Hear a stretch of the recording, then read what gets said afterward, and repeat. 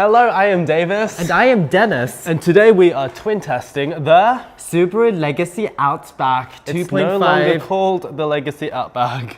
I like that name, so we're gonna keep it.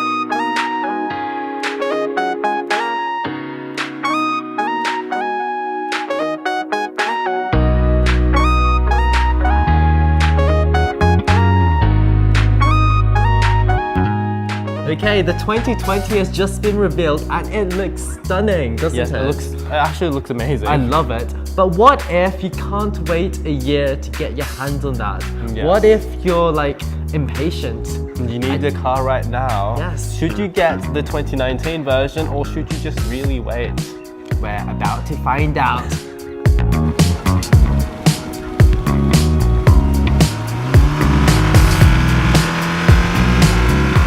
Hey, what are our first impressions of being in this car? Well, it's not as large as Subaru makes it out as. Yeah, because it's categorized as a large SUV, like an Escalade. Yeah, it's literally or Range Rover. Well, it's literally in the same category in Australia as a Land Cruiser 200 series and Prado, which both outsell this. And both of them are twice the price and size and weight as this car. So yeah, what is it doing in this category? Who knows? We're going to find out. Top Gear infamously said this was one of the only two cars which all three of them actually like. Yes, this and the Ford Mondeo. Although they did say that to the old one, the third generation, this is the fifth generation. Yeah. And since then, this car has gained 150 kilos. And we've lost the manual and automatic and replaced with the CVT. Yes. And the result is... well, we'll find out later. We're going to get into that. Okay, on to styling. This car has eyes lit by LEDs. Yes, one of my favorite parts of this car are the headlights. Yeah, so because at a distance, it looks like a Renault. And Renaults are cool. Yeah, so you've got LED daytime running lights and xenon headlights which look around corners like an old Citroen, which is cool for Citroen fanatics. So steering this way and the headlight turn this way so you can look into the apex. Yeah. And hit that apex perfectly. It's a racing car. However, what's not so great are the taillights. Although according to the spec sheet they're LED. Have we checked? Yes, I have checked the spec sheet. No, have you checked the actual light? No, but they look... What kind of research is this? Well, they look anything but LEDs. They look quite dated and halogen-like. Okay, so along with the cool LEDs and rather average taillights, one of the more interesting parts of this car are the roof racks, which are actually integrated into the car. This has caused a bit of controversy. Integrated? So you can't take them off? No. Even with a chainsaw? Well, maybe you can. So for people who don't want them like us, well, you can't take them off. People who actually want to use roof racks, they hate these because they're bad for some reason. Bad? But they look so integrated and cool. That might be one of the problems.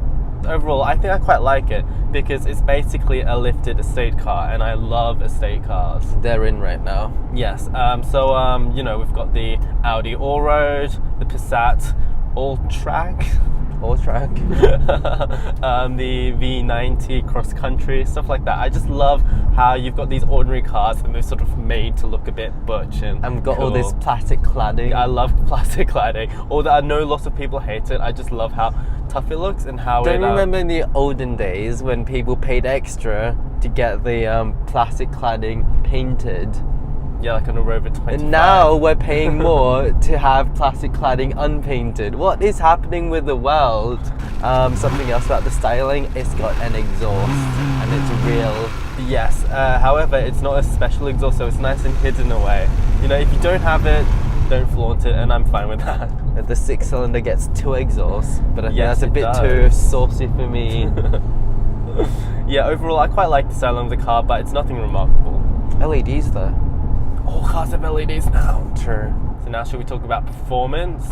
I love performance, and this car doesn't have any. Not at all. It is so disappointing for those of us who grew up with the idea of Subarus being fast, fun rally cars. Do you want to floor it? Okay. sport mode. Probably won't notice the difference. Nothing, babe. It's nothing. I reached 6,000 RPM and... Okay, so it's got Subaru's famous SI system, which was introduced on the 2008 Impreza, you know, the one that everyone hated. The hatchback one, which I liked.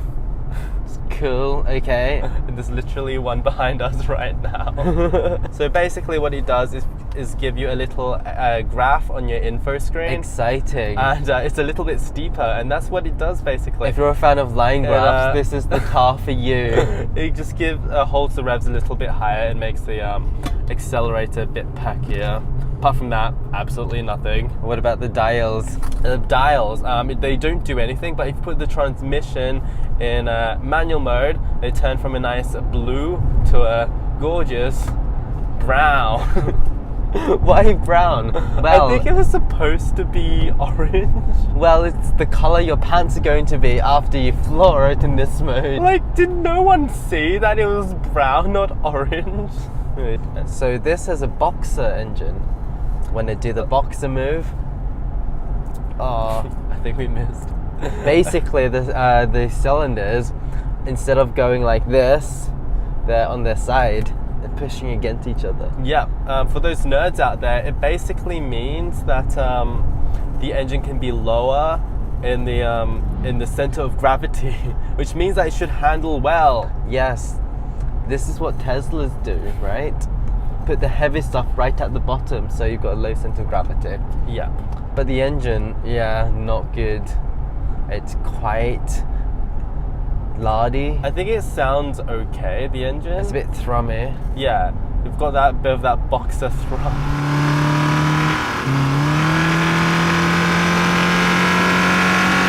Not only is it pretty gutless, you really have to rev it to get anywhere. Basically flooring it everywhere. Yeah, it's just not enough to move a car as big and heavy as this, yet alone enthusiastically. So the engine is teamed with what they call a Lineartronic CVT transmission. Oh dear. Which I've no idea what the Lineartronic means, but it's just a normal CVT transmission. I think in normal driving it's okay. Do you agree? Yes. Like you don't really notice fine. it at all. But when you're trying to drive enthusiastically, so bad. And with the orange dials trying to simulate gears. Yeah, when you Not put it in orange. sport mode, it tries to simulate actual gears, so you can flip through them 1 to 6. I think it does a respectable job. Like, it's not perfect, but Why would you want to? yeah, what's the point? Be proud that you've got a CVT. Shout it from the rooftops. Put a badge on your car saying CVT. Yeah, but like that's the only reason why, you know, you'd have paddles here, and I just don't see the point. Just get rid of the paddles. I think it's just to tick a box on the, spec sheet. Yeah, Got paddles. just got to put it back in auto. It's no point. To make up for the lacking drivetrain, like the gutless engine and the rubber band transmission, how's the handling? So Subaru's famous for having great handling, and this doesn't have it. It's so soft and wallowy. So many reviewers have said this is a very car-like car to drive, very car-like SUV to drive. Yeah, but it just feels like a wallowing behemoth to drive. There's so much body roll. The steering has virtually no feel, and it's not a car that you want to drive fast. It's not that heavy. It's like 1,600 kilos. No, it's not a heavy car. That's about the same weight as a 911 Turbo. It's just tuned to be as comfortable and as American as possible, really. And I just feel sad for the state of Subaru. I really hope that the next generation brings back some of that driving pleasure. Is the steering anything to shout about? Well, I've already said it's got no feel, and it's very slow, so you have to turn more than you might think. Disappointing. Yeah.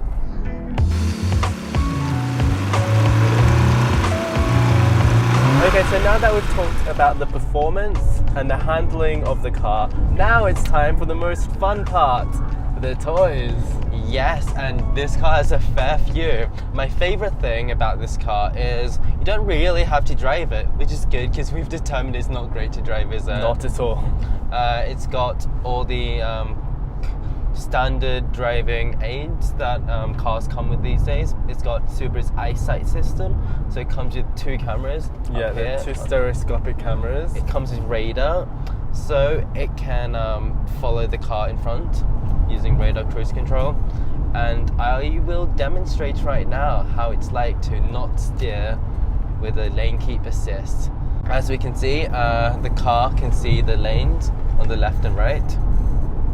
And I'm going to set the cruise control to follow the car in front, and I'm gonna let go. It's seeing the car in front. I'm not steering. It can't see the right lane. Please, no, I don't trust it.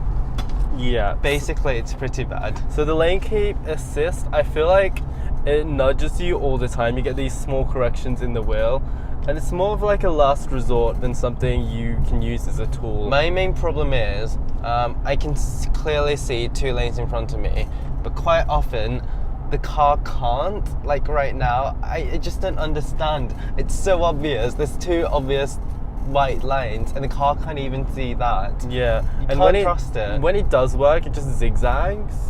Yeah. Yeah, but I've been told by people who just get into this car that the small corrections that it applies on the wheel is quite disconcerting. The radar cruise control works well though. Yes, I very can well. trust that. And the braking system in emergencies is quite good as well. Yeah, that's very good. Yes. So another of the smart features in this car that this saves fuel is the auto start stop. Yes, and What are your I've turned it thoughts on off. that? Why have you done that, Dennis? Because it's annoying. It Yeah. shakes the car. Like, you're at the stoplight, you release the throttle, and the car goes. Yeah. I don't think it's the worst, but it's not great either. But you do have to manually stop it every time. Yeah, every time you turn on the car, you have to turn it off. Which is, you should just be able to do a setting or something. Yeah. Another smart feature is the lead vehicle start. I like this feature. Quite often, when you're at a set of lights and it's been red for quite some time, you tend to go to sleep, right? But fortunately, Speak for yourself, Dennis. But fortunately, this car will tell you when the car in front of you leaves, so you can wake up and resume driving. Yeah, it gives you a nice little beep. Yeah. Which is nicer than someone behind you honking their horn. Oh yeah. Okay, so one of my more favorite features of this car are all the different cameras that it has. Yes. So you've got a reversing camera, Obviously. like most cars, but you've also got one at the front and 2 on the sides. So while you're parking or up to 20 kilometers an hour, you can select from any of those camera angles, and you can use them to drive like you're in a video game.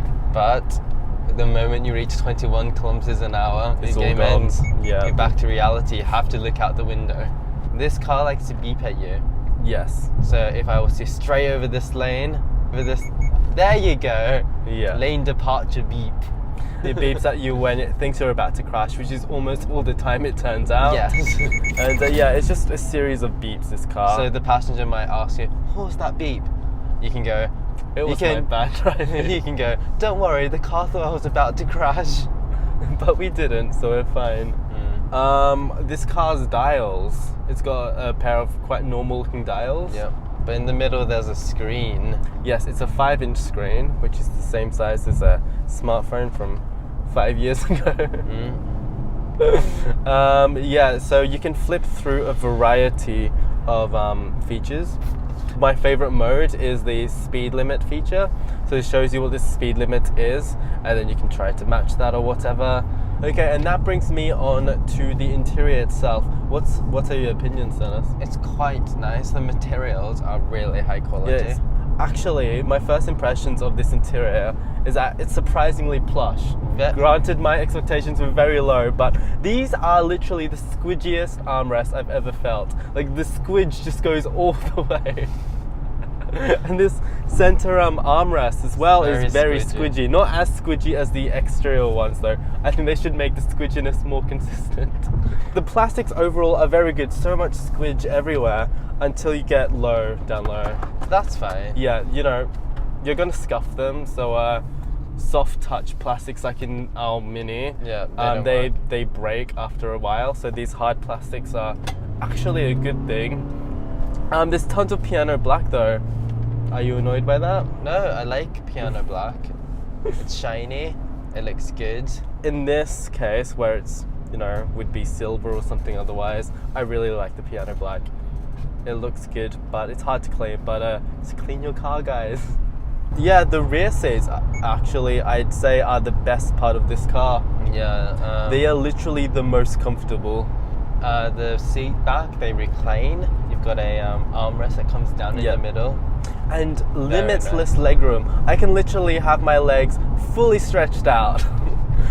That shows both how short I am and how spacious this car is. You do fit in the back of most coupes, 2+2s. Yes. Back to the front, this has dual zone aircon. Do you like it? It's fine. I really like these little dials with the number in the middle showing your temperature. It reminds me of an F-Type. And yeah, it just works like a normal aircon. I still prefer manual aircon. Yeah. But this works fine. The front seats on this are heated. Yeah, the front seats are heated. Which is, well, it's a good feature to have. Cool seats. A little bit useless in Australia. Yeah. Literally never want to have heated seats. And the cargo capacity, what are your thoughts on that? It's got a big boot. It's massive. 510 litres. It's massive, 510 litres. You can literally put all of our filming equipment in it without folding the rear seats. So big. Very spacious. And when you do fold it down, you go from 512 litres to 1801 litres. That is enough to swim in. And we've got a electronic boot lid. Yeah, which is so annoying. It's so slow and only works half the time. Yeah. Troubleshooting it is the main thing we do when we're driving this car. Sometimes you just press the button and nothing happens. Okay, so now let's get on to the infotainment. It's got an 8-inch screen. Yes. Which is quite average by current standards. I think the new one is getting a Tesla style vertical 10-inch screen. That's just overkill, it's just showing off. This is fine. Yeah, so it's a touchscreen, there's no knob down here. And although that means you get a lot of fingerprints, it means that the Apple CarPlay works really well. Unfortunately, this also has Android Auto. Don't want Android people here. No. I always love it when there's only Apple CarPlay because it trolls the Android users. That's why Porsches are the best. Because they don't have Android Auto. No time for those Android peasants. Okay, so the sat nav on this, when you're not using the Apple CarPlay, it works pretty well. Yeah. What I like about it is that you get the directions in the trip computer as well. My main problem is you can't type when you're moving. It's so annoying. Like, what if, like, okay, I'm driving, but I want Davis to input something, and he can't. Yes, that's really annoying. It does have voice control, however. Do you like that? No, I don't even like Siri. I think Siri works okay on this. Yeah, but I don't like speaking to her. Yes, but it works at a pinch. But the actual voice control is very 2010. So just use Siri, guys. The stereo on this is a 6-speaker system. It's fine. It's just fine. On the 3.6 litre, you are upgraded to the 11-speaker Harman Kardon. I do think the stereo is particularly good, the standard one. But how much extra is the 6-cylinder? Price-wise, that's an extra $7,000. That's about how much it costs to upgrade the stereo system in, I don't know, a luxury car. But in the world of Subaru, you also get a better engine. Maybe you should get the bigger engine. Yeah, but you get a free stereo. Or you get the bigger stereo, you also get the bigger engine. Yeah. Yay. Okay, now it's time for the most exciting part of the test, the price and fuel economy. Oh, I got it wrong, didn't I? Yes, you did. So how economical is the 2.5i? Officially, it gets 7.3 litres per 100 kilometers, which is very economical. Not long ago, a Toyota Yaris would get that figure. Probably. But today, a big car like this can also get it. Are we actually getting that economy though? That is the question. For the most part, yes we are, because we are very careful and good drivers. Yeah, this isn't the sort of car that you'd be encouraged to drive quickly. So I do think that realistically you will actually get between 7 and 8 kilometers. It's a car that actively discourages anyone going quickly. Okay, price though. This car does cost a reasonable amount. It's $48,000, which is a lot. But you're getting a lot of car. Yes, it's a very big car. It's practical. It's, you know, relatively comfortable. Lots of technology, leather. Yes, however, if you do LEDs. want the 6-cylinder version, it is an extra $7,000, and I'm sort of unsure as to you should get that or not. It is a lot faster. I mean, it does 0 to 100 in like 7 seconds. I Yes, think. but is that the point of a car like this? If you want performance, then why are you getting a soft, cushy Subaru? But maybe this is a bit too slow. Yeah, Some people do like going up hills. Yeah. However, the economy on the 6-cylinder is considerably It's about worse. 10 litres. Okay. So now let's talk about the verdict. Would you recommend this car or not? If you're looking for a stylish hot rod, no. If you just want a practical family estate car, then yes, it's pretty good. Yeah, I think Very for the comfortable. average soccer mother, Are you a soccer mother? almost, or if you just want a practical, comfortable family car, then yes, it is a good choice. What if you're not a family man? What if you don't have a family? Then probably not. Get something with less seats. But would you wait for the next year's version, the 2020? With Yes, the new I would. turbocharged engine. I'm really looking forward to a faster car. Yeah, however, it's still got a CVT. But I'm just hoping that Subaru can get some of that lost driving pleasure back. Because that is what their reputation was built on, and we're Doesn't not seeing that happen. in this. No, very sad.